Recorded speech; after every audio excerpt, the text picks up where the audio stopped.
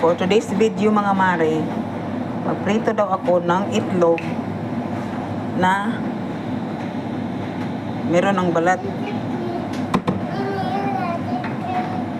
Gusto niya makita kung paano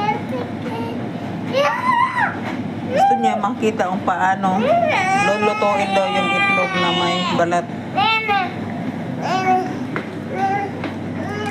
Bander di giga.